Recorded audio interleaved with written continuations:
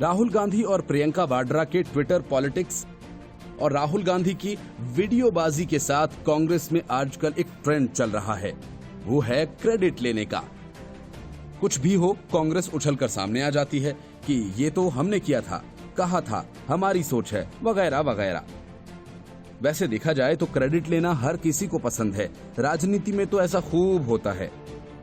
लेकिन क्रेडिट लेने की कांग्रेस की बेशर्मी तो देखिए। लड़ाकू विमान राफेल भारत आया नहीं कि उसका क्रेडिट भी लेने की रेस में कांग्रेस सबसे आगे निकल गई। राफेल को लेकर राजनीतिक गलियारों में सरगर्मियां तेज हैं। पूर्व गृह मंत्री और कांग्रेस के सीनियर नेताओं में शुमार पी चिदम्बरम ने राफेल का स्वागत करते हुए इसकी खरीद फरोख्त का श्रेय यूपीए की सरकार को दे दिया। राफेल से सबको राहुल गांधी की याद तो आई ही होगी। अभी देश में राफेल के आने से पहले ही राहुल गांधी पर हमला तेज हो गया। चिदम्बरम के बयान के बाद सबके निशाने पर राहुल आ गए। बीजेपी ने पलटवार करते हुए कहा, यही वो राहुल गांधी हैं जिन्होंने इसी राफेल की खरीद को भ्रष्टाचार कहा था। ध्यान रहे कि 2019 में राफेल ने कुछ इस हद तक सुर्खियां बटोरी थीं कि कांग्रेस ने पूरा चुनाव ही राफेल के मुद्दे पर लड़ा और मोदी सरकार को सूट बूट की सरकार तक बता दिया। तब कांग्रेस पार्टी ने पीएम मोदी और उनकी सरकार पर गंभीर आरोप लगाते हुए ये तक कह डाला था कि अपने निजी हितों के लिए सरकार ने गरीबों के पैसों से अमीरों की जेबों को भरा। गौरतलब है कि जिस वक्त 2019 के लोकसभा चुनाव हो रहे थे, ये राफेल ही था जिसके चलते तत्कालीन मोदी सरकार को घेरने के लिए राहुल गांधी ने चौकीदार चोर है का नारा बुलंद किया। तब इस नारे को मुद्दा इसलिए बनाया गया क्योंकि तब कई मंचों से पीएम मोदी ने खुद को देश का चौकीदार कहा था। बताते चलें कि भारतीय राजनीतिक परिदृश्य में इस नारे का उद्देश्य सरकार और पीएम मोदी को आड़े हाथों लेना और आम जनमानस के आगे उनकी छवि को धूमिल करना था। तब राहुल गांधी की तरफ से अपनी रैलियों में राफेल को एक बहुत बड़े मुद्दे के रूप में पेश किया गया और सार्वजनिक मंच से प्रधानमंत्री नरेंद्र मोदी को चोर कहा गया था। साथ ही राफेल सौदे में हुई धांधली की जांच पड़ताल के लिए सुप्रीम कोर्ट का दरवाजा खटखटाया, जहां कांग्रेस को मुंह की खानी पड़ी और बाद में राहुल गांधी को ही माफी मांगनी पड़ी थी। वहीं बात अगर जनता की हो तो जनता ने कांग्रेस पार्टी के छल को समझा और जिस हिसाब से चुनाव के परिणाम आए वो ये बताने के लिए काफी थे कि असल में देश की जनता चाहती क्या है। बात राफेल आने के ठीक पहले राहुल गांधी पर हो रहे हमलों की हुई तो ये भी बताते चलें कि राफेल को लेकर चौकीदार चोर है वाली मुहिम छेड़ने वाले राहुल गांधी तब सोशल मीडिया पर घिर गए। सोशल मीडिया विशेषकर ट्विटर का माहौल गर्म हो गया। राफेल आगे भी राहुल गांधी का पीछा छोड़ने वाला नहीं है। ट्विटर पर भाग पप्पू राफेल आया ट्रेंड कर रहा है। अब सवाल ये है कि क्या राफेल का क्रेडिट लेने से पहले चिदम्बरम राहुल गांधी के ये कारनामे भूल गए? चिदम्बरम भूले तो नहीं होंगे कुछ भी, तो क्या ये मान लिया जाए कि राहुल गांधी को उन्होंने इस क्रेडिट पॉलिटिक्स के सहारे लपेट लिया? अब तो राहुल की फजीहत जारी है। ये सब देखकर चिदम्बरम कहीं मुस्कुरा तो नहीं रहे। Report news of India. Rahul Gandhi अपने ट्वीट और वीडियो के सहारे लगातार पीएम मोदी पर निशाना साध रहे हैं। इस काम को करने में वे कई बार मर्यादा की सारी सीमाएं लांघ जाते हैं, तो कई बार देश हित को चोट पहुंचाते हुए चीन और पाकिस्तान के साथ जाकर खड़े हो जाते हैं। राहुल गांधी की इन हरकतों से न सिर्फ कांग्रेस के नेता नाराज हैं, बल्कि अब उसके सहयोगी भी खुलकर बोलने लगे हैं। एनसीपी चीफ शरद पवार ने राहुल गांधी को साफ तौर पर कहा कि वे पार्टी को देखें।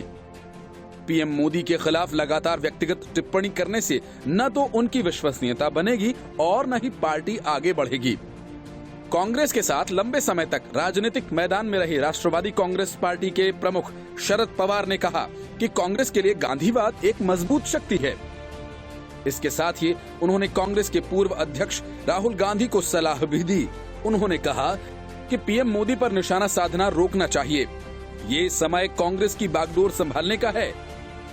एनसीपी प्रमुख शरद पवार ने कहा कि मैंने कई वर्षों तक कांग्रेस को देखा है और मैंने एक बात नोट की है, कोई भी ये स्वीकार करे या नहीं, लेकिन गांधीवाद कांग्रेस के लिए एक मजबूत ताकत है। सोनिया जी कांग्रेस को साथ लाने में सफल रही। अब कांग्रेसियों ने राहुल गांधी को स्वीकार कर लिया। ये उनका आंतरिक मामला है और ये पार्टी की रैंक और फाइल तक है। लेकिन मुझे लगता है कि उन सभी लोगों को पार्टी की पूरी जिम्मेदारी राहुल गांधी को सौंप देनी चाहिए। पवार ने कहा कि राहुल गांधी के लिए न केवल पार्टी का शासन संभालना महत्वपूर्ण था, बल्कि पार्टी के विभिन्न नेताओं के साथ बातचीत भी करना जरूरी था। उन्होंने कहा कि उन्हें सभी नेताओं के साथ बातचीत करनी चाहिए, उन्हें साथ ले लेना चाहिए।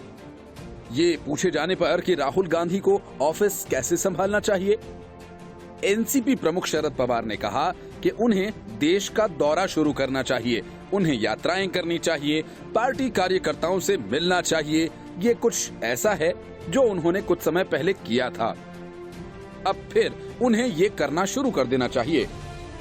पार्टी कार्यकर्ताओं को जुटाना महत्वपूर्ण है। ये उस वक्त में से एक है जब शरद पवार ने कांग्रेस में नेतृत्व के मुद्दों के बारे में बात की है।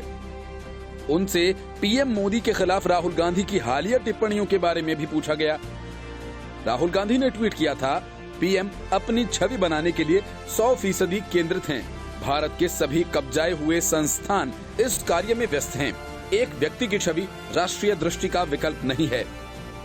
इस टिप्पणी पर शरद पवार ने राहुल गांधी को सलाह दी कि ये उनकी निजी राय हो सकती है, लेकिन हमने देखा है कि जब आप किसी एक व्यक्ति को व्यक्तिगत रूप से लक्षित करते हैं तो आपकी विश्वसनीयता घट जाती है।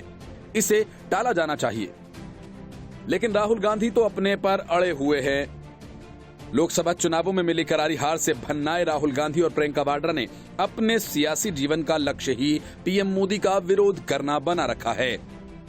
कांग्रेस कार्य समिति की बैठक में पवार जैसी ही सलाह देने पर आरपीएन सिंह को दोनों भाई बहन ने जमकर फटकार लगाई थी और राहुल ने तो ये तक कह डाला था कि मैं तो मोदी के खिलाफ बोलता रहूंगा, मुझे मोदी से डर नहीं लगता।